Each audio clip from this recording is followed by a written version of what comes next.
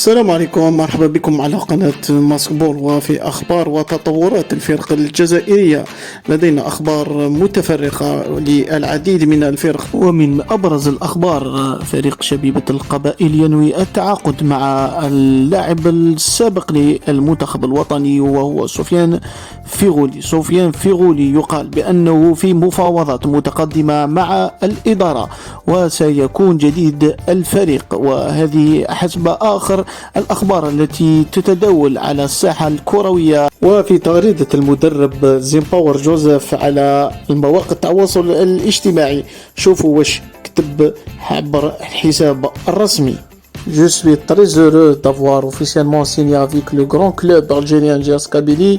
C'est un honneur de travailler pour un club avec une si grande tradition, des fans passionnés et un stade impressionnant.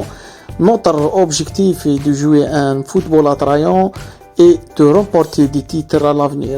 Je remercie les habitants de la région pour leur accueil chaleureux. Je me sens déjà chez moi à une collaboration pleine de succès. وهذا كل ما كتبه المدرب الجديد لشبيبة القبائل.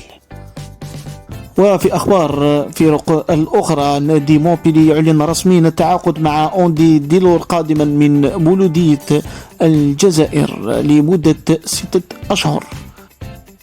وفيما يخص أخبار شباب الوزداد، المدافع حداد معاد يغادر فريق شباب الوزداد إلى الأهلي بنغازي الليبي. وفريق أولمبي شلف يعلن رسميا التعاقد مع بوتمان بعقد لمدة موسمين. في الأخير اشتركوا في القناة وفعلوا زر الجرس ليصلكم كل جديد. شكرا.